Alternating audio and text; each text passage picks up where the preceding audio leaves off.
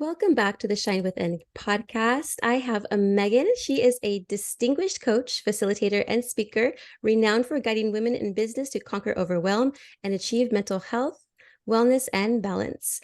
As a certified health and wellness coach, theta healing practitioner, and master certified neurotransformation therapy coach, she brings over 20 years of experience in empowering over 10,000 professionals with her unique blend of practical strategies and empathetic support. Megan's journey in the corporate world, enriched by her experiences with mentors and healers, fueled her passion for coaching and mental health advocacy. Holding a bachelor's in business with a focus on human resource management, she's developed a program centered on holistic wellness and mind-body harmony. Committed to transforming lives, Megan, a mental health first aider, excels in delivering pragmatic, effective solutions, earning her a trusted reputation in personal and professional development. Wow, Megan. Megan North. It's so nice to meet you. Thank you so much for joining my show today. Thank you. I'm so excited to be having a conversation with you today. I've been really looking forward to it. And I've been loving all of your conversations that you've been having recently. So thanks for having me. Of course. And if you notice, I have many of them from Australia. So excited to have you on.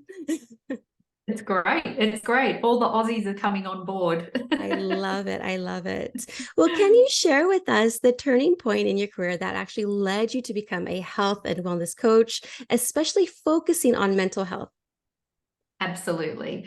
So I had a pretty tough year in 2014, and I am the youngest of 6 children, so a very close family. And we lost our mum both suddenly and unexpectedly in 2014.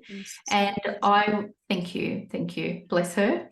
And I was dealing with quite a few things at that time. I had been divorced for a few years, and I was still coming to terms with that. My ex-husband, who is still a friend of mine, he was in a new relationship. I was still single. I had some financial issues going on, and then dealing with the grief of losing my mum. And I realized that the overwhelm was enormous. And I also realized that when I was dealing with this, I felt like there was a lot of feelings of shame, failure. I'm not good enough. Why is this happening to me? I can't talk to anybody about this. No one understands what I'm going through. So I internalized a lot of things. And at the end of 2014, I was pretty much at my breaking point. And so I had a beautiful spiritual moment with my mum, actually, which was really beautiful. And I had a moment with her that I realized that only I could move myself out of this situation. It was up to me. And then I had this revelation. It was quite an interesting evening. I had a revelation of I could lead myself out of this. And I've got 20 odd years of leadership experience. Why not use all of these tools that I've got in my toolkit, in my little bag that I carry everywhere, and actually start to use some leadership tools for myself to move myself through this.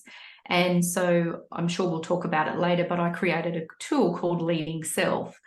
And that helped me to start on my journey. Now, the interesting thing is about all of this is that a couple of years prior to 2014, I actually stopped drinking alcohol. And that actually triggered me into, I think, a dark place, because the alcohol was no longer there to mask anything that I was feeling and dealing with. And when I reflect on it, it's quite interesting, because it's almost ironic that the cleaner I got and the clearer I got, the worse I got for a moment, because you realize how much alcohol, particularly if you're using it as a mask, or you're using it just to ignore things, can actually, when you take that away, everything sort of comes to the surface, and you've got no choice but to deal with it. So 2014 was a really tough year for me, but actually there was a crack and a break at the end of it that actually then moved me into where I could start on my journey to heal myself and to get help. So yeah, and look, I'm still on the journey. I work on myself a lot, and I do a lot of work on myself. But that was the turning point for me. And I stayed in HR for quite a few years after that. But it was not until probably the last couple of years that I started to get real focus on how else can I use my lived experience to then help others, and how can I step out of the HR world and sort of become a coach and a mentor, which is something that I really did every day of my life anyway. In HR, you are a coach and a mentor to people. So I've now sort of shifted my focus, and also then how do I bring the mental health piece into it as well, and become an advocate for that. Yes. Well, thank you so much for sharing that. 2014 also was a very challenging year for me. That is the year that my first husband, because I'm remarried now, and a much better marriage than my first, when he decided just to leave and take my son, because my behavior, because I was drinking so much, was irrational. I was very aggressive. I was manipulative. I was just accusing him. I was very delusional at that time, and I was just drinking very heavily. And also, I remember that later on that year is that the first time I actually admitted that I was an alcoholic, because I had, this is, it's so interesting talking about this, because literally in 2014 Thanksgiving Day, that's when I said, okay, I'm an alcoholic. I need help, because I went to my brother's home for Thanksgiving and I had the shakes, and I'm like, I need alcohol like right away. Like when my body needed it for me to be normal, that's when I knew, I'm like, okay, this is not good, because I felt very ill without it. And I just thought I had a high tolerance, but that wasn't the case. And so I actually checked myself into rehab in December, that same year. So 2014 was a difficult year for me as well. And like we get out of it and we lead ourselves. Our spirit actually leads us to amazing things when we're ready. When Yeah. we're like, we're ready to listen. Because I think, like you said, I masked all my emotions, everything with alcohol, and it does look ugly when we try to get sober, and then really I start thinking about everything. It's like, oh, it's ugly and it's horrible and it makes me very sick. But I'm so happy that you are doing what you're doing now and actually helping people. Now, so you worked in HR. That's amazing. Mm. So you were like a mentor and coach for everyone, because I know that I needed, when I had to tell my work, like, hey, I need to go to rehab, the HR was very supportive and loving, and really just supported me in my decision. And of course I kept my job, you know, at the time, because I was Yeah. getting sober. So yes, thanks so much Yeah. for sharing that. No Now, problem. yeah. So, what do you notice as far as like challenges that you observed among like high performing women in business? Because I've been talking to a lot of entrepreneurs and business owners, and they say that they either procrastinate or they just are overwhelmed. How do you address these in your coaching? So the first thing that I always do is, my first session with any new client is, let's identify the source of your overwhelm. And so often someone can think it's one thing, but actually then it's something completely different. And that's why I think it's really important that we dig on that and we delve very deep into it, because I think it's when you can identify it and when you can name something and go, oh, okay, let's shine the light on that, then I actually think it helps my clients to go, number one, okay, we've got a focus area, but number two, really, this isn't as bad as what you think is in your head as well. And so I talk about this client that I had of mine earlier this year, and she's a doctor, she has two young boys, she's got a husband, and she was feeling really overwhelmed in the mornings, and the boys were crazy manic, and just the house was always really crazy for her. And she had it in her head that she needed to get up at 5 a.m. every morning to be able to journal, do a meditation, do this, do that, da, da, da, So as we identified that as, okay, well, that's the main source of her overwhelm, it was really interesting that the overwhelming thing was actually her putting pressure on herself that she needed to get up at 5 a.m. So it wasn't actually all the things that she needed to do. It was that pressure she was putting on herself about the 5 a.m. So as we went through our sessions, probably about 4 or 5 sessions in, because what we do is people call them goals, but I like to call them experiments, because we are experimenting what's working, what isn't. And so at least if it's an experiment and it doesn't work, my clients don't feel like they've failed. Whereas if we say, let's set a goal and it doesn't work, it's got a different feel to it. So we set experiments, and about 4 or 5 weeks in, she realized that her sweet spot was 6:30 in the morning. And that took so much pressure off her, because it wasn't this horrifying, oh my gosh, I've got to be up at 5 o'clock. But what it also did was had this beautiful knock-on effect in her home, because she was waking up naturally at 6:30. She wasn't feeling stressed or pressured, because the night before she started to put some things in place where that she didn't need to do it the next morning. And so she could get up and she was relaxed, and the house completely changed because she was relaxed and not overwhelmed anymore. So it's really interesting that if we can identify that in that first session, what is the source of the overwhelm, it makes it a lot easier for us to work through. And then things change, right? So we identified that and it was like, okay, so now we've got that in place. What else is overwhelming you? Because it may just be one thing or two or three. As she got clarity, then she realized that there was other things that we needed to work on. Wow. Yes. And you'd think like sometimes when we have these morning routines that is supposed to make us less stressed. So that's so interesting. Like, waking up at 5 a.m. Then she's like, oh, it's adding more pressure to her. He's like, I have to wake up to get this done. So this could be orderly in the household. And like, not everyone is for 5 a.m. I always say, yes, have a morning routine, but it doesn't have to be at 5 a.m. or 4 a.m. Yeah, It's whatever works for exactly. you. And I love that you brought up the whole experiment, because we are experimenting with ourselves. We got to see what works and what doesn't work, right?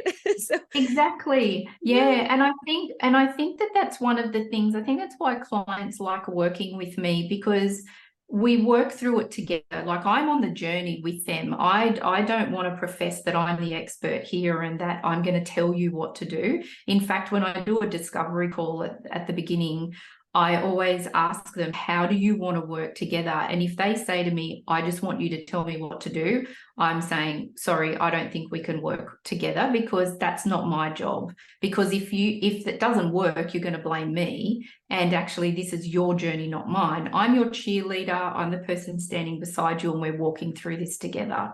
And so I think that it's, I'm not here to tell you what you need to do. I'm here to help you discover, and let's learn. Now, I can share some ideas and maybe some things that have worked with other clients or myself, but that's not my role. My role is really just to be a support person, an accountability partner, and to actually be on the journey with you. And I'm very firm about that I don't want people to think, okay, yeah, I'm qualified, da da da da da. But really, it's still your journey. It's really got nothing to do with me. I'm kind of just the facilitator for you.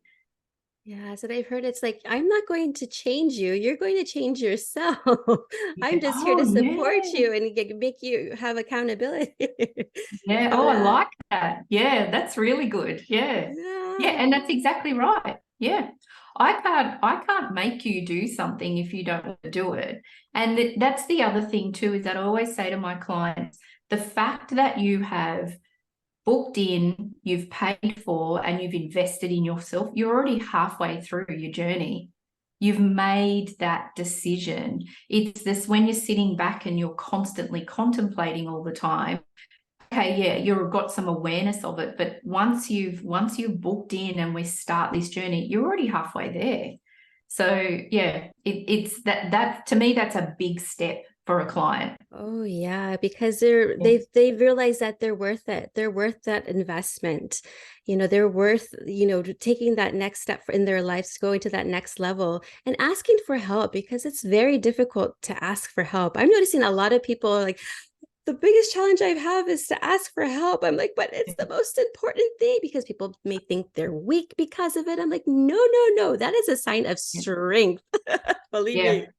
Yeah. And I think I don't know whether it's just a genetic thing for us as women, but we do feel like a big source of overwhelm for a lot of my clients is that they feel like they have to do everything. They've got to be the mother, the wife, the sister, the aunt, the daughter, the corporate person, the running that, and so that's where that overwhelm just stacks on top of each other.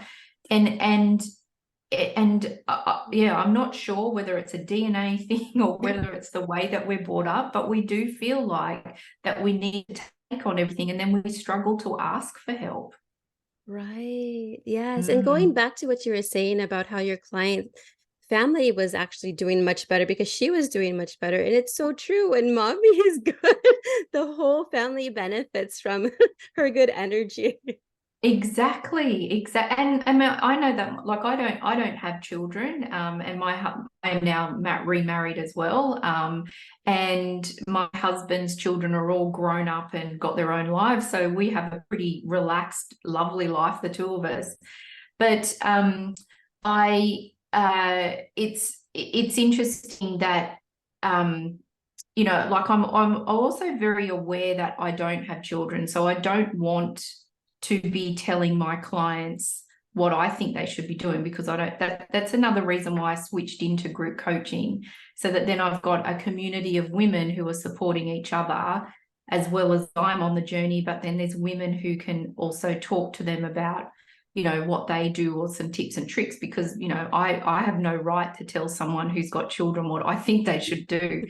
But I know myself that when I'm in a great place, my relationship is in a great place, because there's harmony and there's balance. So you're right, it's when we do the work on ourselves, it's like it's like dropping a pebble in the ocean, in the river, and you've got that ripple effect. It completely changes everything. And one of the things that I think is really interesting that I work with my clients about is boundaries. Mm. So we're not always great at setting firm boundaries. And one of the things that I talk to them about when I'm talking about this ripple effect is be prepared that once you start putting strong boundaries in place, your relationship with some people may change. Mm-hmm. Because, Yes. yeah, when you get strong boundaries, you trigger some people, because you then start to realize, well, hang on a minute, obviously I was the giver for them and they kept taking from me, but now that I'm putting firm boundaries in place, actually that's not an equal relationship anymore. So I've lost lots of friends over my time because I've started to put really firm boundaries in place, but I've realized that then those people were there in my life for the wrong reason, not the right reason. So Yeah, you're absolutely right. It's like you really know who your true friends are once you set boundaries. And if they're like, oh, yeah, I totally support you. Yeah, totally. I understand. Those are your true yeah. friends. But the ones that are like, all like nasty to you and giving Yeah. you guilt trips, those are not your friends. So it's Yes. just better for them Yeah. just to dissolve slowly out of your life. Yeah, exactly. Yeah. And that's another technique that I teach them for, my business is wellness while working. Mm. So when you put firm boundaries in place, particularly if you're in high corporate roles, at the end of the day, I've always said, if I turn my computer off and I don't check my phone until the next morning, seriously, this place is not going to fall over. Like, I am not that important that a whole organization is going to fall over if I've not checked my emails in the afternoon. And honestly, if it was urgent, someone should have called me. Don't email me. So by putting those firm boundaries in place too, I think that really helps you to particularly my clients that are trying to, they've got that real guilt of trying to go up the corporate ladder, but then try to balance the family and their time and all of that sort of stuff. I say to them, seriously, get out of your head and your ego, because if you turn your emails off at 5 o'clock because you've got family things to do and you've got to do things for yourself, if that place falls over, then there's too much reliant on you anyway. So yeah. Yeah, it needs to be some sort of like balance and boundaries, like you said, there in the work field and at home. Yes. Oh, everywhere, everywhere. Everywhere. Absolutely. Like, yeah, Yeah. exactly. Yes. Now, can you actually explain how theta healing and neurotransformation therapy work? That so, sounds so so interesting. So theta healing is, so I'm an energy healer, so I work with energy, and theta healing is working with the theta brainwave. So we are in a theta state between the ages of 2 and 6, and that's where we actually take on all our belief systems. So as you can imagine, between the ages of 2 and 6, they're not necessarily your belief systems. They're often your parents, your grandparents, cultural, ancestral, maybe the neighbors, your friends' parents. And so we are constantly in this openness at that age of taking on all of these other belief systems that then we subconsciously have them through our lives. And they may not just be what you need, or maybe they don't resonate with you anymore, or it just doesn't align with you as a person. So I'll give you an example of a client that I worked with last year. She had she was Indian cultural. She grew up in India and then came to Australia. And she was in a very senior role within corporate in IT. Very, very good, very technical. But what she struggled with was when she was in meetings, that if her superior hadn't spoken to her first, she couldn't speak up. And when we worked on that, it was a cultural belief that actually, if someone's more senior, you have to wait for them to address you first before you can speak up. And so we worked through those belief systems. And when we change belief systems, we change them for a positive. So, things like, it's safe for me to speak up. I'm not being disrespectful to my culture if I speak up. We change them to be positive.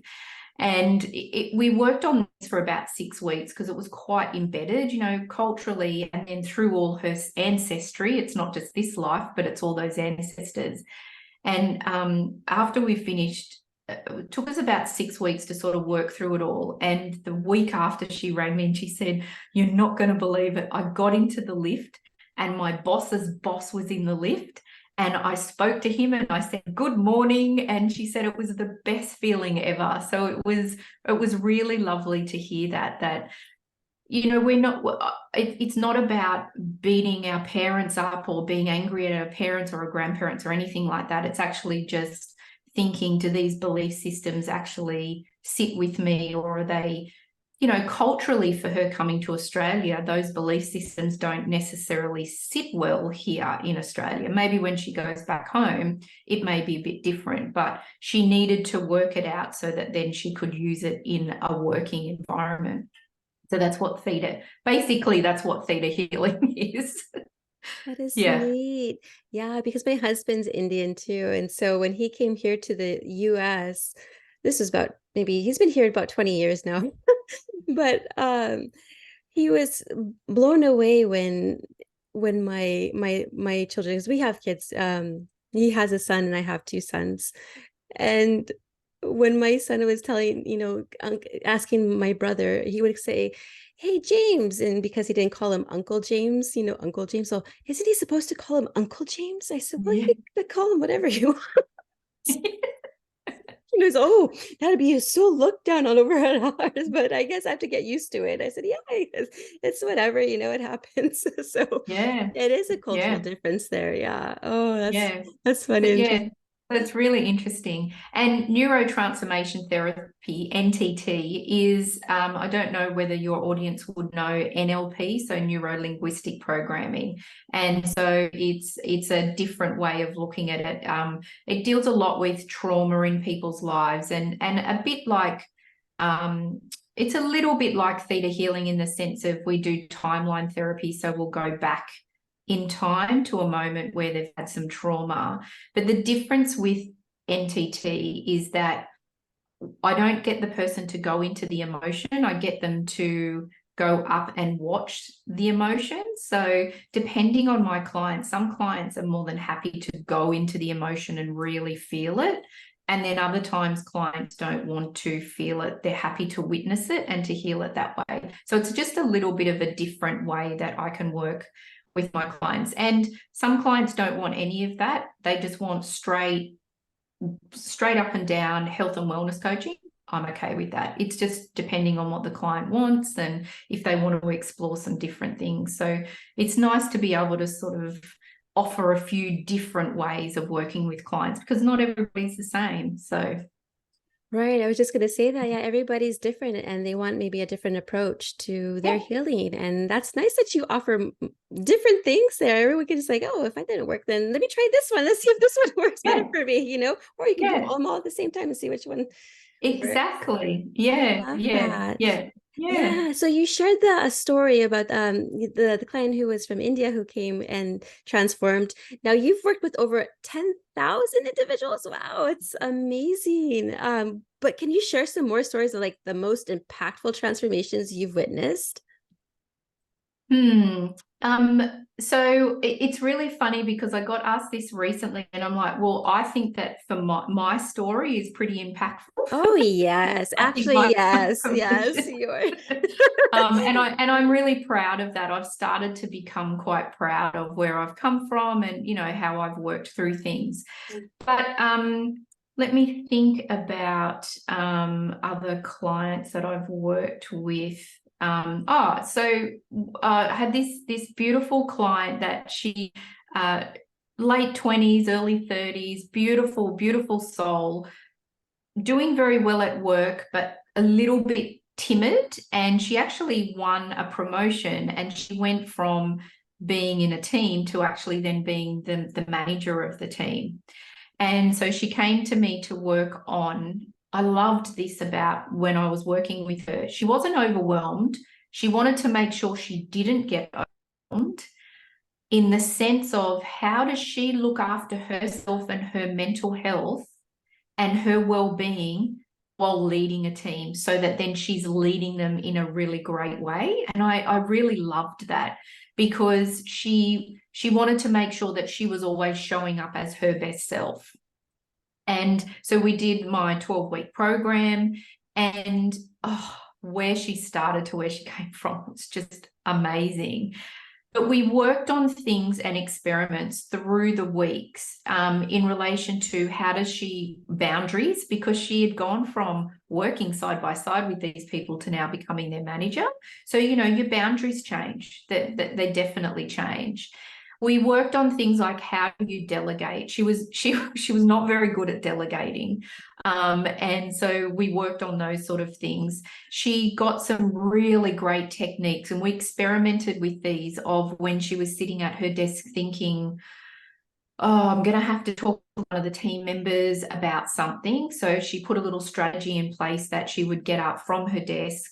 She'd put the kettle on in the kitchen at work, and then she'd go outside and she'd go for a walk around the block and come back just to clear her head, because she realized that getting out of the office and away from her screen, particularly when she had to speak to somebody or have a deep conversation or give some constructive feedback, she really needed that clarity. And she's just now shining. It's 12 months, it's probably more than 12 months on now, and she's just the way that she's managing the team, leading the team. She's actually about to have a baby, so the team is devastated because they're like, "Oh no, make sure you come back," and those sort of things. But she just the transformation. But I loved that she was so aware of where she was at and the fact that she didn't want to come to me when she was overwhelmed. She wanted to make sure she had the strategies to not even get there in the first place. And I really admired her for that. I think that it was just an amazing story and just a journey of her. So technically, when I got trained as a health and wellness coach, I was always told you should tell your client that you're proud. And because their journey, not yours, but really, I always tell my clients that I'm proud of them because because I want to be encouraging, and I do want like, that comes from my heart. I'm so proud of all the journeys that they're on, and for her, I'm so proud that she is still. She messaged me the other day and she said, "Oh, such a big day. I've just put the kettle on and I've walked outside and gone for a walk and I've come back." So even after 12, 18 months, she's still got her strategies in place. That is amazing. Mhm. I Yeah. love that because, doesn't it bring you joy when you see your clients like succeeding tremendously? You're like, wow, and it makes you Yeah. feel good because they're the ones doing the work, but just Yeah. knowing that you helped somebody and you encouraged somebody, you supported somebody, you were there for them when they felt like it was like the end of the world, but they still Yeah. got through it. And I Yeah. love hearing stories like that. And I'm sure her Yeah. team was thriving because she was thriving. They always say you are a reflection, or whatever your team, however they're performing, is a reflection of how their leader is. And so if you're Absolutely. struggling as a leader, you better go find Megan, okay? Get some Yes. help, because then your team will be thriving then. Definitely. Definitely. Yeah. Yeah. Yes. So you also mentioned being a mental health first aider. Can you elaborate on what this entails and how it benefits your clients? Sure. So this is the thing in Australia. We have a company called St. John's, and it's a like first aid. So it's your first aid kits. You're having if it's got bandages and those sort of things. But there's also another thing called a mental health first aider. And so what it is that I'm professionally trained to be able to help people who may be in crisis, or if they've got some mental health struggles. And so what it does is that it teaches you what are the signs of people who are struggling with their mental health or who are in crisis, but also then how do you deal with that? And one of the things that we learn, and it's one of the things that I love to share with people, is often people are really scared to ask people, are they okay? And I think it's because they're worried about what the response is. And then what is their accountability if someone responds and says, no, I'm not okay? But what we're taught as mental health first aiders is to ask somebody the question. And if they say, I'm not okay, then help them to get help from a professional. And so we're kind of you're kind of a first point of contact, and we are trained, and we have to reaccredit every 2 years. So it is like being a first aid person, but this is from a mental health first aid person. And so it's about seeing the signs, how can you help people, and also knowing where we can then point them in what direction. And it's not for everybody because it can be quite confronting. But one of the things that you do learn is that if you're talking to someone and they do say, I'm not okay, we're actually taught to ask them, are you considering ending your life? And it's a very powerful question for someone who actually could be, because just being asked that, they've got to answer it. And sometimes it can often shift where they're at to actually have to admit it to themselves. And then you can then get them to, you would be 911 in Australia, you would call 000, you would call an ambulance straight away, you would call for help.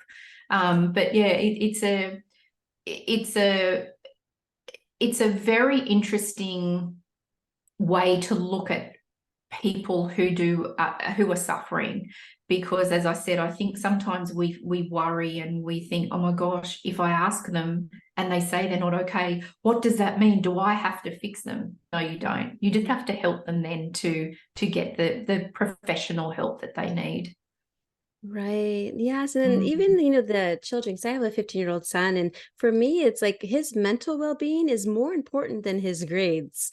I feel his mental absolutely. state is very important. So I'm so happy that you do that. Like, it's hard for people to ask for help. So for somebody to ask them, hey, are you okay? Are you okay? And sometimes people will be like, oh yeah, I'm okay. But some people will be like, hey, no, I'm not okay. And then I'm happy that you can go ahead and give them the resources or lead them to someone who's professional who can actually really help them, especially if they have thoughts of suicide. Yeah. So Yes, thank you for doing absolutely. that. Yeah, yeah. Yeah. And so how do you customize your program to meet the individual needs of your clients? So in the group coaching program, I don't like it. I guess I have a 12-week program that we deal with one thing each week. But there are moments through the program where we can actually do some reflection and what's working for people and what isn't. So it's then making sure that the people that are signing up for the group coaching program understand what they're going to be dealing with each week. And the first week we deal with is boundaries, because I go deep, like it's really, it's full on for the first week, because what I believe is that if you don't have your boundaries in place, then the rest of the program isn't going to work, because you're not going to have bravery and courage to put yourself first. You're not going to have the insight to be able to be self-aware. You're not going to look after yourself. You know, all of these things that we deal with after that, if your boundaries aren't firm in place, then all of this other stuff isn't going to work. So, but if I have someone that comes to me that just wants to work with me one-on-one, then I can take them through that program and say to them, do you want to go? Because some people don't like group coaching. Some people love it and some people like it individual. That's fine. So I say to them, look, you know, do you want me to take you down the path of what the group coaching program is? If they don't, then it's a conversation of, okay, what do you want to achieve? What's the source of the overwhelm? What else do you want to achieve through that? So it's definitely just a very open conversation of how can I help you with where you're at the moment. And I like that, because some people like to come into the group coaching and just go, okay, week by week by week, this is what we're dealing with. Whereas other people like to be a little bit more in flow, particularly if they're really intuitive, then often they'll come to me and know exactly what they want to work on. And that helps me then anyway. Yeah. That's awesome. Yeah, I love both group and individual. I love Yeah. group too, because you meet all these other women. Like I was in a business coaching group program and I absolutely loved it. I'm like, oh, because we're all supporting each other, and it was an amazing experience. But then one-on-one, it's like, okay, this is where I really have to like really focus and get my stuff done, because she's watching me. She's watching me. Yeah. So if Yes. if our listeners wanted to go ahead and find you on social media or follow you or even like work with you, how can they find you? So lots of different ways. So I have a website. So the business is called wellnesswhileworking.com.au. And then I have an Instagram and Facebook under Wellness While Working as well. So they can follow me on there. I'm also on LinkedIn. So I'm heavily involved in LinkedIn as well, because I've got such a strong corporate background. You know, I've got a lot of connections, and the stuff I put on LinkedIn and what I share and what I talk about is often a little bit different to Instagram or Facebook, because each platform has a bit of a different feel to it. But if they go onto my website, there is a contact me as well, and then they can just put an email through that way, and then they can contact me. And what I can also do too is I have an ebook of 12 strategies to overcome the overwhelm. So if people email me, then I can share with them my ebook as well. So there's a few ways that they can contact me. That's amazing. Yeah, everyone wants to know strategies on how to overcome overwhelm. Yes. Hello. No, it's funny because you brought up LinkedIn. So I had a LinkedIn profile like since like 2007, but never used it because I was in the massage therapy business. I still am. And so for like 17 years almost. And it's funny because my husband, because I do have a Facebook and I do have Instagram, and then my husband only uses LinkedIn. And then I said, oh, so what is really LinkedIn all about? He's like, well, it's for professionals. Like, excuse me. Well, what do you mean professionals? I'm a professional too. No, I thought it was funny. That is funny. And Yes. yeah, very funny. Yeah, but I'm like, oh, I made mine just extra professional now. And it's Posting my really It's really interesting because through COVID, the feel of LinkedIn actually shifted because people were actually putting more personal stories on LinkedIn. And it was quite interesting to talk to people saying, oh, I'm not too sure about that. But to me, there was that true vulnerability of some people who were really struggling. And actually, depending on what area you work in, well, actually, it doesn't even depend on what area. I think vulnerability and people being authentic, I think, is the most powerful thing that we can be as women, as professionals, as humans, because we are having a human experience. And my life, even though it's pretty great now, I still have moments where I don't have a great day. I still have moments where I need to feel into what's happening. My little tip, though, is it's okay to feel it and to sit with it, but just don't unpack your bags and stay there, because that's not good for your mental health. But, I think that the more vulnerable and the more open and the more authentic that we can be, the bigger the change that we can make. Absolutely. Just like your story, we all should be proud of our story and what we've come, Yeah. how far we've come along, because it's very powerful. And when we share our story, it makes the other people be like, wow, okay, if they could go through that and I'm going through that and they overcame that, I can do it too. So Yeah, it is amazing. And they can do it. Oh my goodness, you'd be surprised at what absolutely. you can Yeah. do in life. Seriously. You let your spirit be led by the spirit and not the ego. Yes, yes, yes, yes.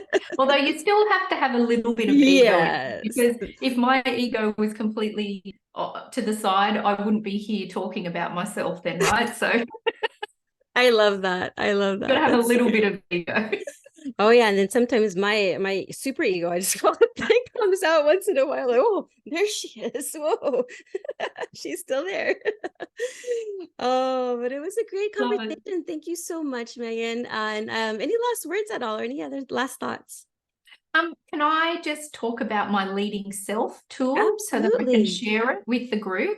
So the Absolutely. leading self tool was the one that came to me after in 2014, when I was dealing with everything and trying to get through, and how do I lead myself out of the situation that I was in. So the S stands for sense. So sense what is going on for you at that time. What can you hear, feel? Is there a sensation going on in your body? Is maybe your eyes are flickering? Have you got a ringing in your ears? Something like that. But sense what you can feel. And then the next E is emotion. So S for sense, E for emotion. So what is the actual emotion that you're dealing with at that time? So for me, that night that I had the moment with my mum, grief was my biggest emotion. So I find that if you can name the emotion, then you kind of own it. You're going, okay, now it's got a name. Now I know that this is what I'm feeling, and what it is grief. Then the L, so SEL, so the L is learn. So then learn everything you can about that emotion. So what is it doing to your body? What are the good things it's doing? What are the bad things? What is the effect that it's having on your body? But not only learn that, it's then learn how can you deal with this emotion. So what support is there for you? Can you go and see your doctor? Can they put you onto a counsellor? Is there perhaps some community centres around that are offering community counselling or support groups? Do you know a friend that has been going through, say for me, I was dealing with grief. Who else do I know in my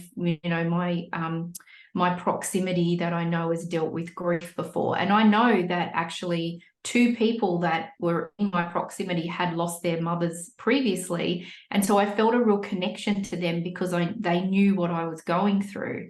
And so it was all about then, that toolkit that I was talking about. What are all the tools that I can now put in this kit in relation to the emotion of grief? And then FF, so SELFF, the FF is future focused. So when I feel this come up again, if I'm feeling, oh, okay, that's weird. When I feel grief, I actually have a ringing in my ear. So I think, oh, okay, I've got that ringing. Okay. I can feel the emotion of grief coming up. What is in my little toolkit that I can use to help me to deal with that emotion at that time? And what I've found is that I now have a tool and a strategy for every emotion. And what I also found is that I have learned so much about myself and my body because I've got these little strategies for each time something comes up in my life. So anger, frustration, those sort of things. And then what it does is that you're so in tune with who you are as a person, energetically, physically, emotionally. Then you start to go, okay, so that person just said that to me and that's triggered this emotion and I'm feeling this. Okay, why has that triggered that? And then it helps you also then to possibly do some inner work on what else is there that I need to heal or I need to work through. So the leading self is just a beautiful tool that people can use. And I'm trying to share it to as many people as I can. And not just adults, but and women in business, but children as well, because the more we get to know ourselves and how we deal with emotion, the less then you'll get into that overwhelmed state, and you might actually just be able to keep it into something that you can manage yourself. I love that. Thank you so much for sharing that. That's amazing. Oh, what a blessing to have you on. Oh, thank you. Of I've loved course. it. It's been such a beautiful conversation. Yes, and I know it's going to help many, many of our listeners for sure. Again, thank you so much for joining me. It's been an honor and a pleasure. Thank you so much. I've really enjoyed it. And yeah, sending love and hugs and everything else in between to everybody that's listening and to you as well. Thank you.